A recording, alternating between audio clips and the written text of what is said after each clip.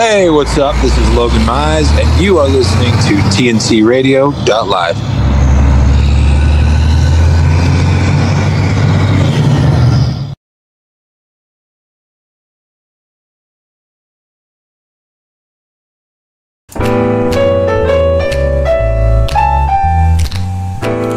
Welcome in TNC Radio.live. Happy to have you with us here on a Monday night. We're live, and I'm Tom Kelly along with Dr. Christopher Cortman. This is Building Strong Minds. How are you this evening, Dr. Cortman? Doing very well, sir. How about yourself? Fantastic. Did you have a great Thanksgiving? Yeah, really nice Thanksgiving. Yesterday, I was trying to get in touch with my inner truck driver by sharing the road I-75 heading south from Atlanta to Sarasota, Florida. And I tried to think what it would be like by being a truck driver, by driving 10 straight hours in bumper-to-bumper traffic. And I realized that my audience is a very special group of people because they do this kind of thing routinely with something about 7 or 8 times bigger than the minivan I was driving. And they maintain their concentration and they stay between the lines the entire time. And I thought, there's a whole lot more to what they have to do than people understand, just from the little bit I did yesterday. Well, and then you get stuck with just a slow move. I mean, and you come to stops at times, and you're like, "Why did we stop then?" And it's just volume, and nothing ahead. Sunday traffic after Thanksgiving is the worst, just the worst. It is the worst. It added over 2 hours to our drive time. In fact, we took a little poll when we sat in the car and turned it on, and it said 7 hours and 56 minutes. And I said, how many of you guys believe we're going to be home in 7 hours? And everyone said, no way. And it took, of course, over 10 hours. So. Wow. Yeah. That's rough. That really is. But, accidents happen on that day. And honestly, it's a Thanksgiving weekend. And I was just grateful to not be a part of any of that. Exactly. We had smooth sailing the entire time. And the only thing that tarnished the ride was the Bucks lost in overtime, and then the kids got to hear Daddy driving and going, "What? You shouldn't!" I can't even see; it's all on radio, and I'm yelling at the radio, and Well, that's good. So you have full control over your emotions. And everything except being a sports fan. That's where all of this great stuff that you teach us every Monday night just goes out the window. Just throw it right out the window, and I become a fanatic and a lunatic and anything else you want to call me, just like the next guy. So. Well, that's good to know. Thanksgiving weekend is all about football, right? And we were all in agreement. All of us wanted to watch football, except for my wife and the kids. Right. Well, but that's okay. They'll get over it. They're not the ones who have to do the driving. That's correct. That's right.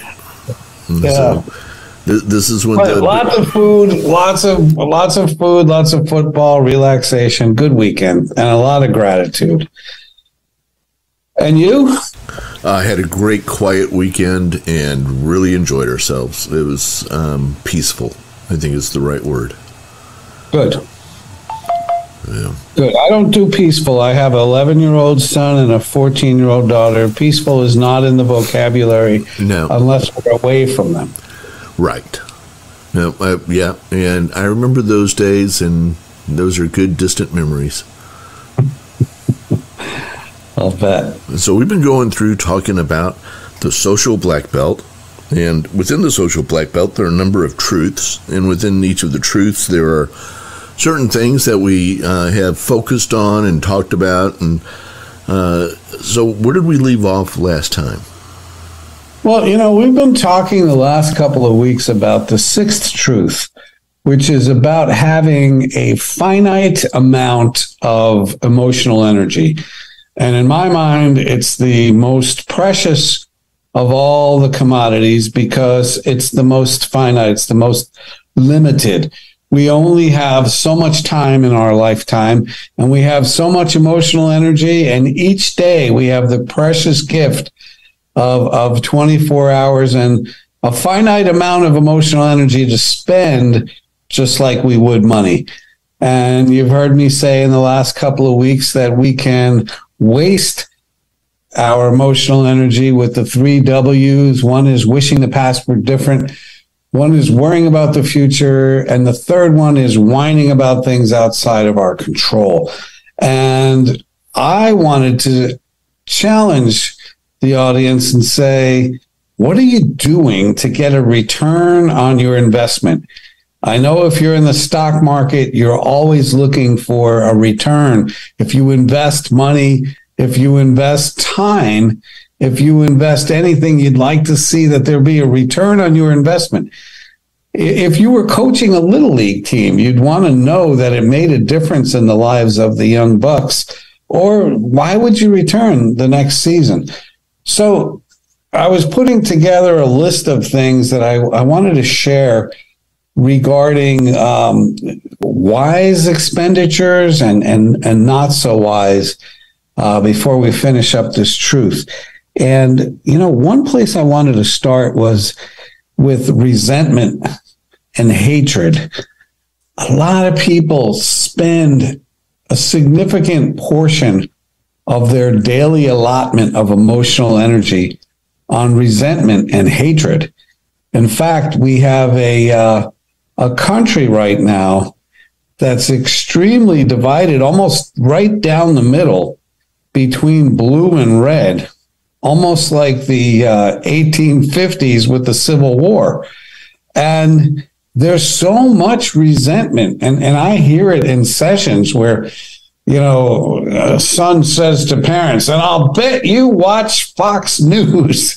And the parents, are tempted to come right back and say, damn right we do, because we're not going to watch that CNN stuff. And it's like, there you go. We got our nation divided and a lot. And it's not just, I lean a little more to the right or I lean a little more to the left. There's a lot of contempt. There's a lot of resentment and there's a lot of hatred. And I want to share an opinion here that's backed by psychological research that hatred is a tremendous investment of emotional energy, and it's not profitable for the one who hates.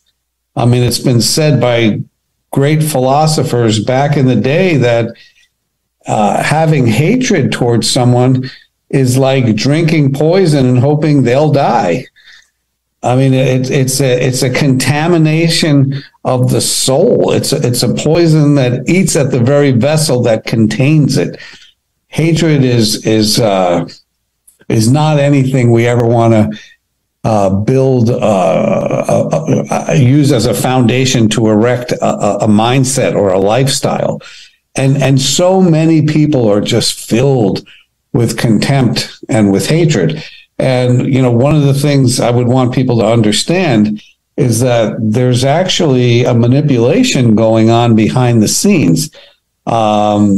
With our television media, for instance, there's an understanding that if you want people to watch, which is the only goal, if you are a television station, you have one goal, and that's for people to watch your program.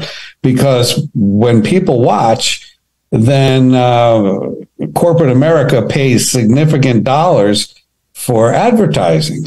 So the whole goal is to get people to watch. Now, how do you get people to watch? And the answer is to arouse them emotionally. And there's two types of emotions, at least, that keep people watching. And one of those is hatred and anger, a deep frustration, a contempt. Look at what the liberals are doing. Look at what the Republicans voted for. I mean, if I can get my audience to feel that degree of contempt, of rage, I can keep them watching. And the second one, and this is, you could probably answer this one, is fear and terror. And I've had people in the media tell me the popular line, if it bleeds, it leads. And I remember being told that when I was, there was an interesting story about what I was involved with, and they were going to put it on the front page. It was actually my social black belt thing. And they said, no, it got bumped at the last minute because there was a plane crash. And when it bleeds, it leads. And they know those who set up, newscasts, that you will be manipulated. If we can get you to feel strongly, you're going to keep on watching. And there's very little positive news. They'll stick it at the end. They'll show a little boy playing with ducks or something. And that's after they just showed you fires and shootings and rapes and plummeting stock market. At the very end, there's the little boy with the ducks. But they know that kind of good news does not keep you watching. So, they know that resentment, they know that anger, they know that fear will keep you watching. What's my point here? That anger is manipulated for the benefit of media and the big investors and corporate America. And if you're watching a lot of news, you're going to be feeling a lot of resentment, probably. You're probably going to need a break here, speaking of news and speaking of advertising, but I wanted to make sure everyone understands that. Yeah, we're going to break now and talk about that plane that crashed into the high wires yesterday and the people had to be helped down. No, we're not going to talk about that. We're just going to take a little break. We'll be back in just a couple of minutes. You're listening to TNC Radio.live. This is Building Strong Minds with Dr. Christopher Cortman. We'll be right back. Stay tuned. This infoblog on TNCRadio.live is brought to you by the Truckers Network at app.thetruckersnetwork.net. ISS score for truck drivers explained and how to find it. An inspection selection system score is called ISS score, was created by the Federal Motor Carrier Safety Administration, FMCSA, to help law enforcement officers determine if the truck should be inspected. The inspection selection system score is frequently used to determine if your truck will receive a bypass command or not. There is often confusion between the ISS score and the CSA score.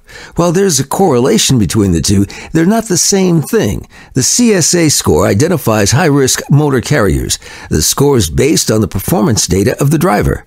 The ISS score uses a combination of different CSA categories known as Behavior Analysis and Safety Improvement Category. That's BASICS for short, to determine the carrier's overall inspection rating from 0 to 100. Similar to the CSA score, the lower, the better. What determines your ISS inspection value? Unsafe driving, hours of service, HOS, driver fitness, controlled substances and alcohol, vehicle maintenance and cargo, hazardous material. There are 3 different ISS ratings categories: inspect, optional, or pass. Inspect, 75 to 100. Optional, 50 to 74. Pass, 1 to 49. ISS scores can determine how often you'll get inspected. Although some roadside inspections are at random times, most will be as a result of a higher ISS score. How to find ISS score. The FMCSA has an online portal where carriers can log in to check their ISS scores. You'll log in using your DOT-issued PIN. From there, you'll see the company information section on the main screen. Next, click the blue button labeled Inspection Selection System Info. This info blog was brought to you by the Truckers Network at app.thetruckersnetwork.net.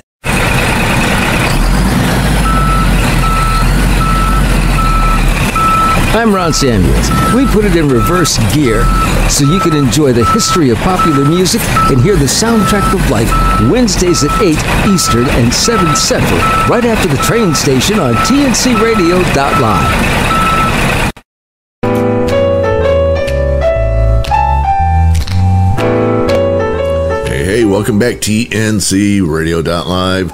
This is Building Strong Minds with Dr. Christopher Cortman. I'm Tom Kelly. So, Dr. Cortman, we were talking about the way the media manipulates the emotions of the viewers, knowing full well that those kinds of strong emotions work. to get. They do work. They keep people watching. But it's not just the media that does this, is it? There's also those in our lives who manipulate us on an ongoing basis because they get off on watching us have an emotional issue, whether that's the uncle who halfway through dinner says, well, how about that Trump? Is he going to be a great president for coming back in or what? Or it's going to be the person who throughout dinner wants to tell the story of all of her friends who has cancer, or whatever it is. You get those people who emotionally manipulate the rest of the people in the room. Not that they're sitting there keeping score, because they're really not. They're not going, hey, watch this, I'm going to emotionally manipulate everybody in the room.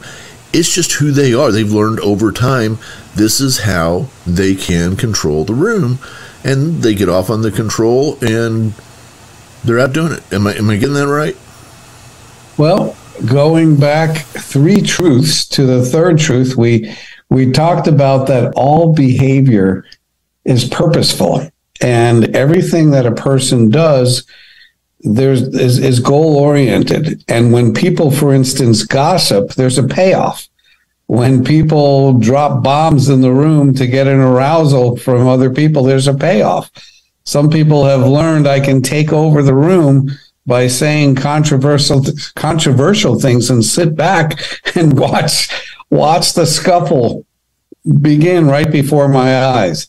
And so, yeah, it's not just the media that sets a fire to our emotions. It can be family members and friends, and it can happen a lot over the holidays. My point here is I don't want people wasting a lot of their emotional energy on hatred and resentment. It's a very poor results, because what it does, there have been research studies that demonstrate just how bad it is for the body. Every time I get angry or frustrated or resentful, it actually ages my body. And I was alluding to this last time, talking a little bit about this research that says the opposite is true about thoughts that create gratitude or grateful feelings or praise, that it actually reverses the aging on the body, which is amazing. You talk about the mind and body working together. But having thoughts of resentment, thoughts of hatred is a tremendous waste of my emotional energy. So people might say, how could you not hate that?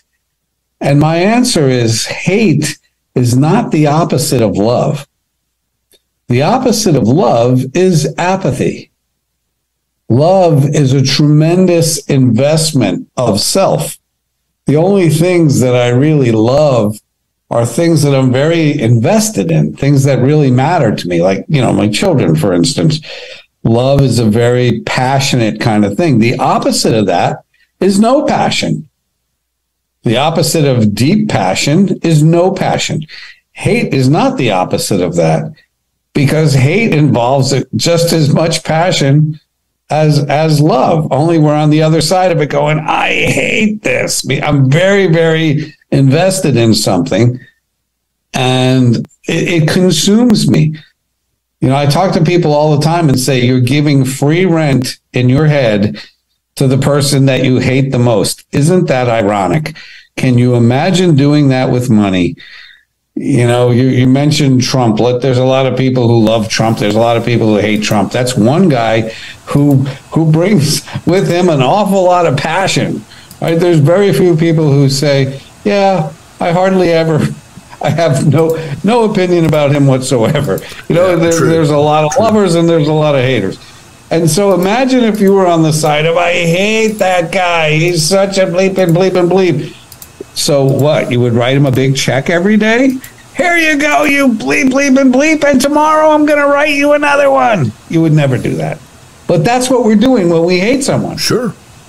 I'll say to people, because one of the groups that most people frown on these days would be the Ku Klux Klan. Well, it's a very unpopular group these days because their stance is about hatred of other colors and groups and denominations and religions. So let's just pick on those poor guys tonight and say, if people hated what they stand for, would you write them a check every day? And they go, never. It's like, yeah, well, when you hate somebody, that's like writing out a check to the group or the organization or the patient or the person that you hate the most.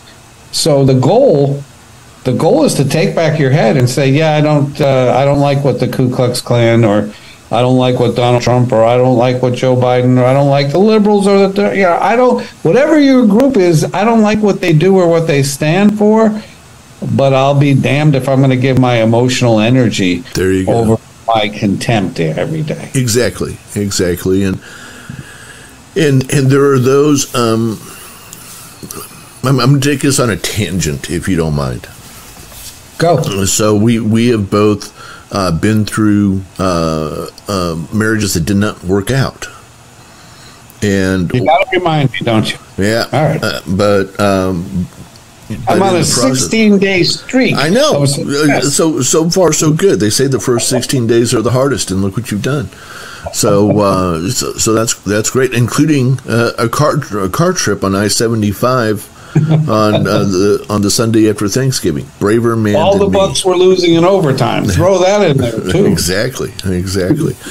But in the midst of all this, one of the things that I learned when I was in between marriages was that dating somebody who hated her ex was not a positive thing. In that it brought in all these extra emotions, and that was emotional energy that could have been spent on me, but instead was being spent on this other guy who she wanted to spend all of her time telling me how much she hated him, to the point that I would realize, you know what? I'm losing out on this because she's got so much stuff still stuck with him that if I get involved with her, I'm just going to get dragged into all of that myself. I love what you just said, because it's a wonderful illustration of what I'm talking about, because her sharing her exposure of her contempt for him was probably designed to show you, look at how much I hate my ex. Isn't that good? Because that means I love you and I hate him. No, actually, if you have that much invested in him, you're robbing our energy, because our emotional energy is limited. It's finite, and you're investing it in your contempt for him. What my goal would be is that you would have nothing for him. Exactly. That you would have apathy. Again, the opposite of love is apathy. It's not hatred. Either way, you're very invested in him, and he still owns you. No, he doesn't own me. I hate him. Yeah, as long as you hate him, he owns you. Yep. That's free rent. Anybody you hate owns you, and they own your emotional energy, and you're spending them dollars, right? Those emotional dollars that we're comparing to money. Anything or anyone you hate, you're paying them. Yes. They say the best revenge is success. What does that mean? Move on and go succeed. Don't spend your energy trying to repay somebody for what they did to you. Move on and succeed. So, in this, and thank you for that. That's exactly my point. That it's not a positive thing to be hate. And same thing's true about your mother or your father. You hate your father and you come in and you want to love me. It's probably not going to work out well for me, because you're stuck in your past. Remember, we were talking last week and the week before that my fantasy is that my patients are finished with their past. You know, if they were in Vietnam, I'm sorry that you went through things, but my job is to help you to put all of that is in a place where you have peace about it now. That's my job. My job is to help you make peace with whatever you've been through to this point. And if you still hate your parents, or if you're still traumatized by sexual abuse or a suicide of an uncle or whatever happened, and all kinds of things happen in people's lives. I've learned that over my 80,000 hours of therapy. If you're stuck back there, that's an indication, that's a need that you have work to do so that you can finish that, so you could put it in a healthier place.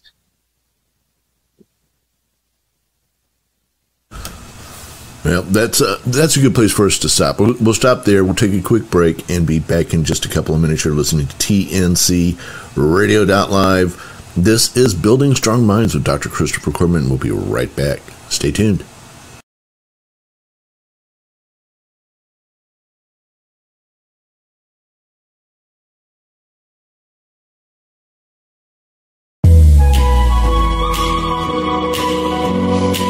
Hi, I'm Dr. Christopher Courtman, and now for the Mental Health Minute. Very often I'll have a patient who'll come in and tell me about symptoms of anxiety or about depression, and they're not sure where it's coming from. They just know that they're hurting and that they have many symptoms that they'd like to see relieved.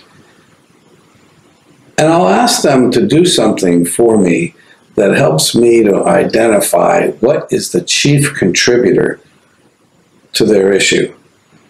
I'll ask them to draw me a pie chart. Have you ever seen a pie chart before? I'm sure you have. Like the government has a pie chart. It's shaped like a pie and it shows spending. And say 40% of it is military and 20% is education or whatever it is, the total makes up 100% of the pie. So I'll ask somebody, draw me a pie chart of your depression. Or how about a pie chart that says, I am your anxiety? Where is the anxiety coming from? And it's fascinating to see the results because people will often draw a giant slice that has to do with their work or their relationship or something from the past that they can't seem to get over. But that gives me the clue to know where to go to help them to finally heal. Try it.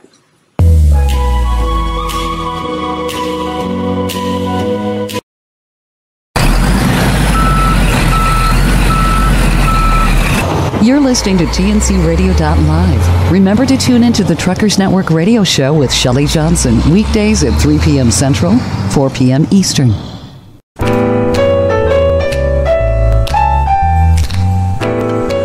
Hey, welcome back in TNC Radio.live. This is Building Strong Minds with Dr. Christopher Courtman. I'm Tom Kelly, and been going through talking about the social black belt and the waste of hate. Can we say it that way? Yeah, a waste of our emotional energy, and one of the ways to do it is by hating, by being stuck in resentment.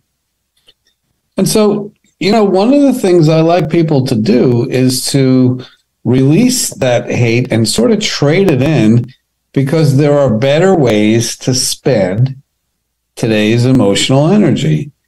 And, we're all coming up. We just did Thanksgiving, right? We're all heading into the holiday season. And one of the things I want to say to people is, how would you like to invest your emotional energy in something that there's a return on?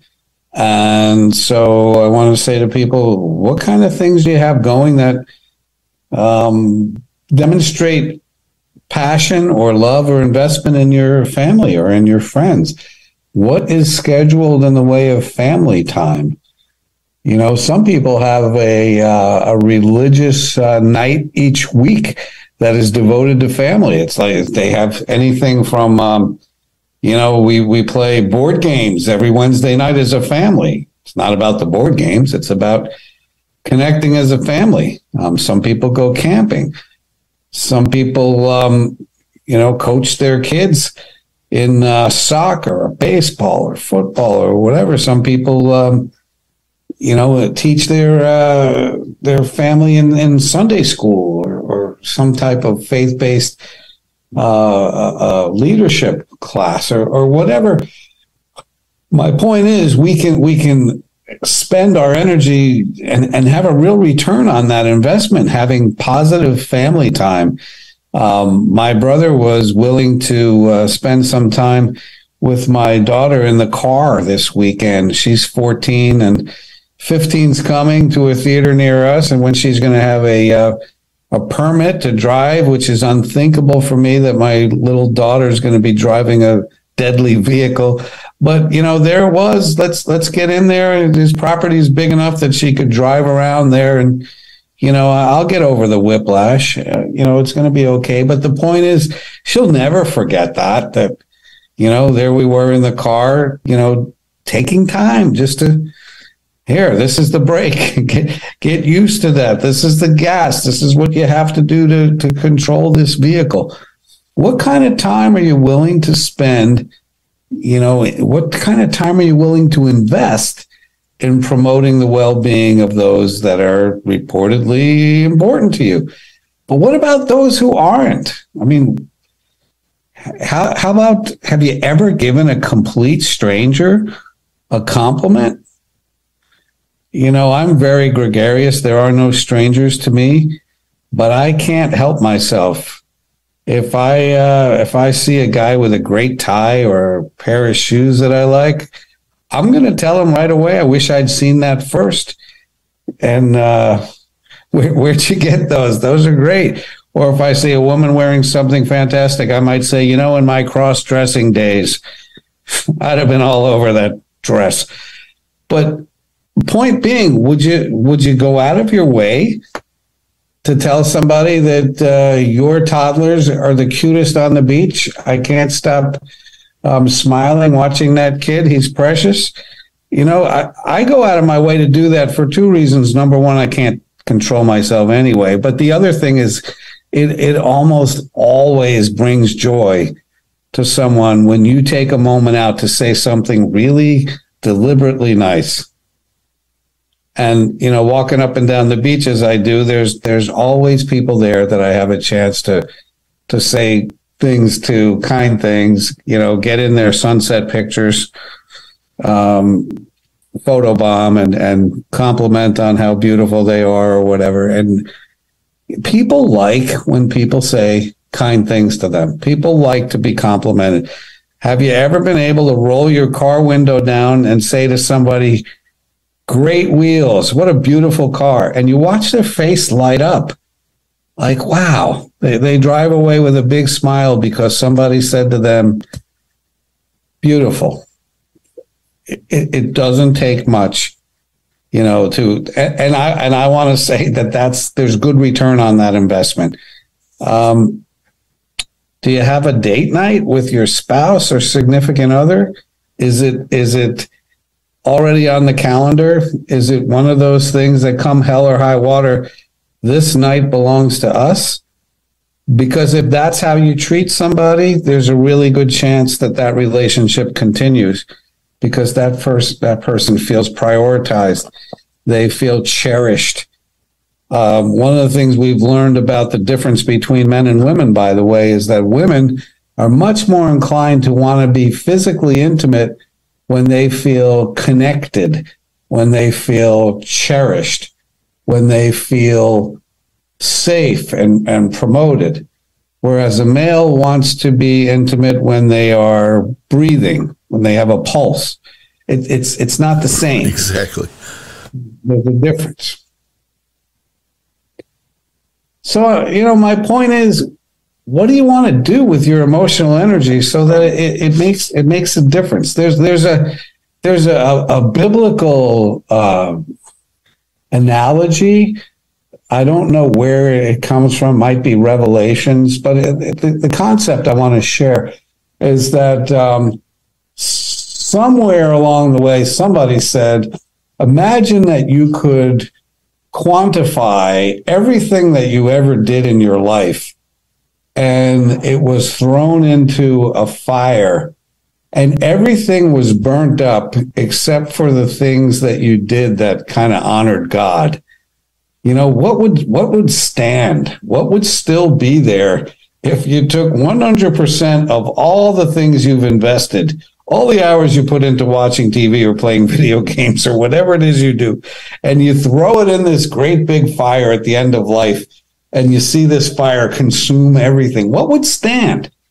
And in my estimation, the things that you did that made the world a better place, you know, where the time you took to coach the Little League guys, the time you took to throw slop in plates at the food at the kitchen, you know, where people come in and they're looking to eat and you help them. The time where you donate your energies to build park benches in an area that never had a good park before. You know, the time that you take to help your neighbor with the groceries because she's 84 now and she's a widow, and you could carry them in much more quickly and easier than she can. You know, my sense is those things withstand that fire. Those are things, you know, I mentioned my brother before, and I don't mind saying kind things about him because I know he's not listening to the show anyway. But, you know, one day he was heading to church, and as he was leaving, his neighbor was having a problem with his car. And my brother said, well, come on, I'll help you. I'll give you a ride to wherever. And he didn't go to church. And in my mind, it's like, that's because what he did was church. You know, that was the whole point of church. That's your religion, whatever it is, made manifest. You help your neighbor. Your neighbor needed help. And you know, that was better, in my humble opinion, than going to church that day and sitting in a pew and singing his heart out. No, what he was doing is taking what he learned, love God and love your neighbor, right? Loving your neighbor is a verb. It's actively taking time to promote another person. And in this case, it was someone in need. Makes sense to me. If you need to do a break, otherwise we're going to go on with this concept of well, I'll tell you what, yeah, let's go ahead and we'll stop out a little bit early and take the break now, and then that way we've got plenty of time for the final segment. So you're listening to TNCRadio.live. This is Building Strong Minds with Dr. Christopher Cortman. We'll be right back. Stay tuned.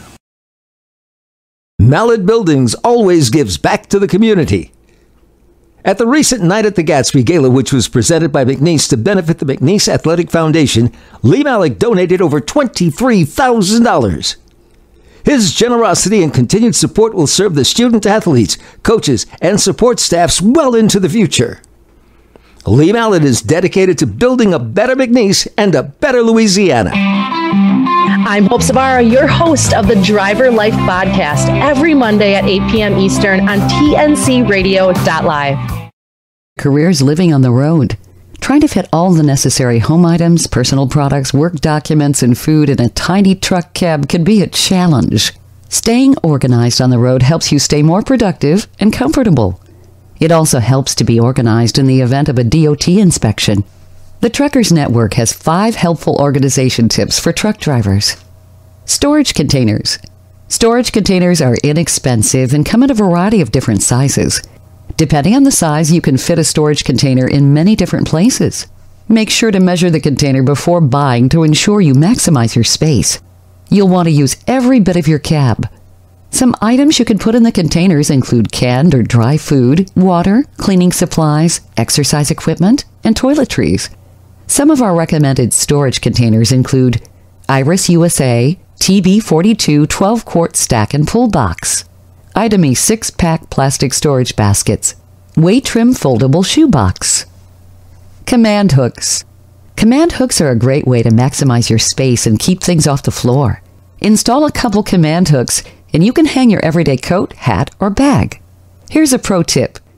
Use Velcro to attach to containers or different items so they don't slide around while driving on bumpy roads.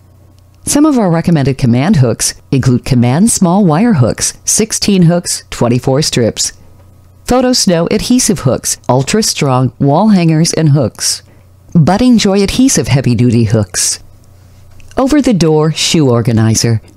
An over-the-door shoe organizer is great for keeping your closet and your truck cab organized. Instead of storing shoes, store your cleaning supplies, personal items, and some clothes. Check out our recommended shoe organizers.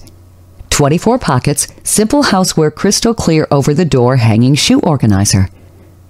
Aristocrat Homeware's over-the-door shoe rack and closet organizer system with 24 extra-large heavy-duty pockets. Shower caddies. Truck stop showers are a place you'll often be. Having a shower caddy full of your shower routine necessities will help ensure you have everything you need. Forgetting your toiletries will have you buying some at the truck stop or running back out to your truck. Shower caddies are also great for holding condiments, drinks, and dinnerware. Some of our recommended shower caddies include Greenbrier Small Utility Shower Caddy Tote, 7-pocket shower caddy tote. Labels. Because there's limited space in a semi-cab, most of your things will be in containers. Investing in a label maker is a great way to organize your storage containers and drawers. It also makes it easy to find what you need. Check out some of our recommended labels and label makers. They include Dymo LetraTag 100H Plus handheld label maker, address labels 2.625 by 1 pack of 3,000 labels. Do you have the TNCRadio.live app? It's free and easy to download. Just go to app.tncradio.live, Google Play, or the App Store. Get access to live streaming radio developed by drivers for drivers. Download the TNCRadio.live app today.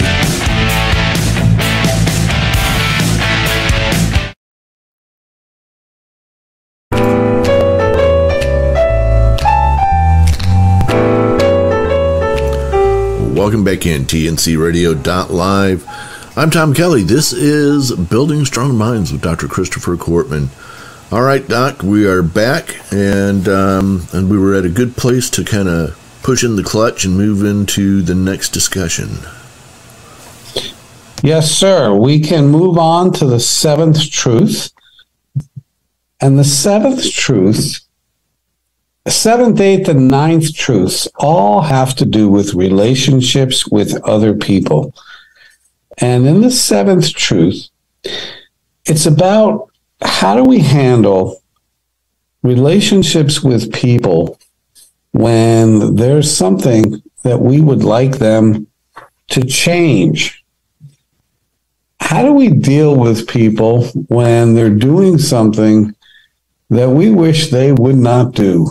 Or they're not doing something, and now I'm thinking of my 11-year-old son who doesn't shower enough or change his underwear enough. And again, he's not listening to the show, so I can say that. How do we handle people when they're not doing what we want them to do? What do we do with that? This truth is about relationships, and success in relationships depend on us having the ability to empower ourselves, since we don't have the power to change other people. And it's something that most people don't really understand. We all have people in our lives who are doing things that we wish they would not do, but we don't know what to do about that. And, you know, if we began with this notion of what do you tend to do when you have someone in your life? We could start with a significant other, Tom, and say, what if you had a significant other who won't stop doing something that you want them to stop, or they will not do something that you want them to do? How does the healthiest human being, or the healthiest version of you, how do you handle that? Or what do you do with that? Or what do you do with it now?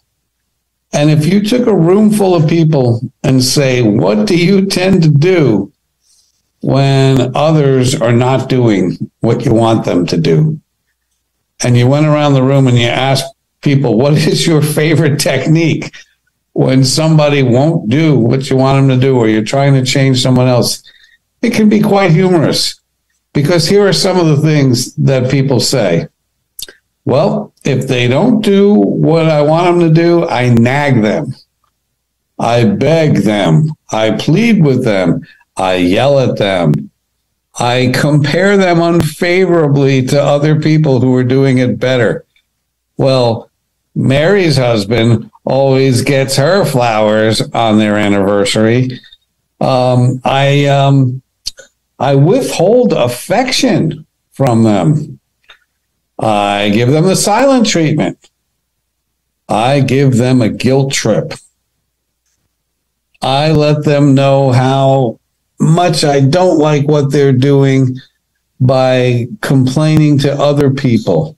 I raise my voice. I yell and scream. I threaten them. I break up with them only to get back with them. There are so many ways that people attempt to change other people's behavior, and with very limited success. And I would begin this seventh truth as we are by saying, what is your behavior of choice? What do you do when you want to change, control, fix someone? What do you do? And to stop and say, how much does that tend to work? Parents, what do you do? Lovers, what do you do? What if the problem is that my spouse is always trying to change me? I would say that sounds pretty normal, Tom. You're okay. So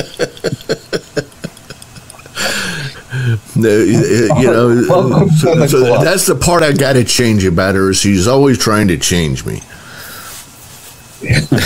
It's been said before that when men marry, they want their wives to stay just like they are, and they're disappointed that they change.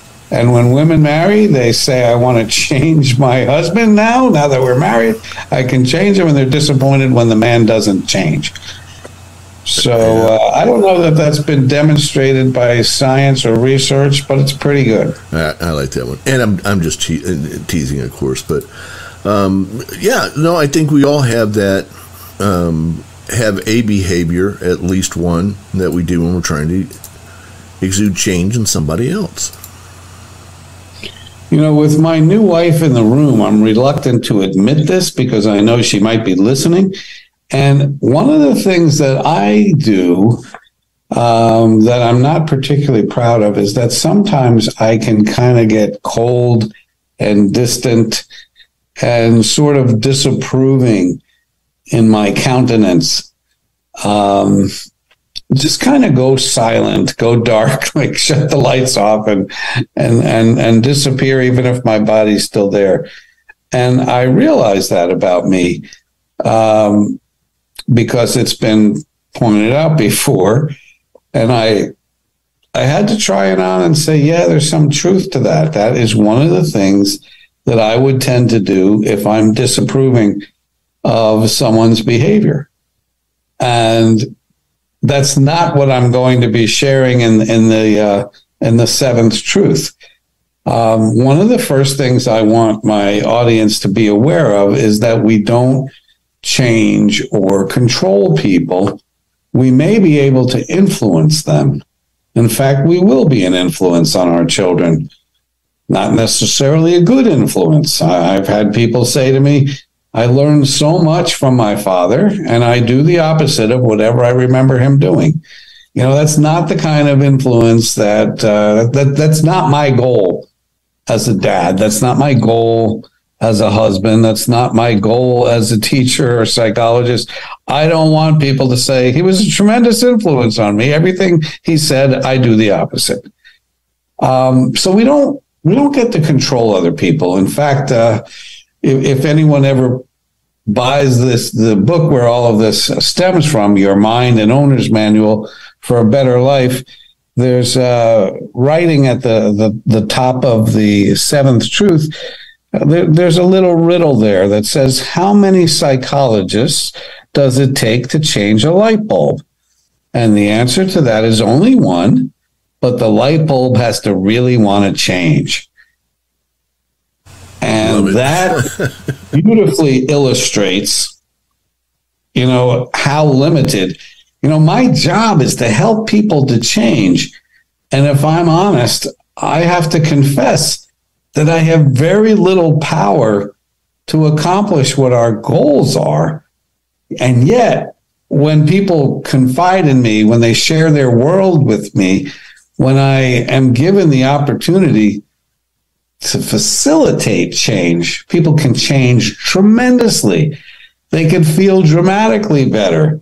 They could do all kinds of things to improve their feelings, their behavior, their relationships, their dealing with their past, anxiety about their future. They accomplish so much. It makes the whole thing worth doing. But I have very little power to make them change. I don't have a remote that changes your wife. You say, can you please fix her? I don't have a remote for your junior in high school son. I can't change other people. They bring that to the table, and I help facilitate their changes. So one of the things I want people to know right away is you don't have the power to change anyone else any more than you have the power to change the time the sun is setting tomorrow night. And so it's one of the fundamentals that we begin with. We have to embrace our powerlessness and then recognize I do have some influence. Now, what do I want to do with my behavior? And because we're running out of time, we're going to bleed this into next week's program and to talk about how we handle it when somebody's doing things we wish they would stop, or they just won't do things that I want them to do. What do I do? What do I do to be the healthiest version of me and to possibly continue in this relationship if that's what's in my best interest? All right, so if people wanted to find your books, where do they go to find your books? Well, if they know my name, that helps because they can get any of them on Amazon. And srqshrink.com is always a way to find me. It's very easy to send an email, to send a text, to call. There's numbers where they can reach me. And, again, any of the books can be purchased and read, or they can be listened on audiobooks. And it's a perfect Christmas gift for that person in your life that you can't change. There you go. Just happen to give them that book in their Christmas stocking, Tom. There you go. Yeah, I like that. That's a great idea. Nothing's more subtle than giving your wife a book on anxiety for Christmas. Yeah. Well, I appreciate you very much, Dr. Chris. I'm glad you got home safely from your long trip. And coming up next, we're going to do 2 hours of Truckers Life Radio with your host, Ron Frazier. So stay tuned for that. I'm Tom Kelly, and he's Dr. Christopher Corbett. We'll be back next Monday.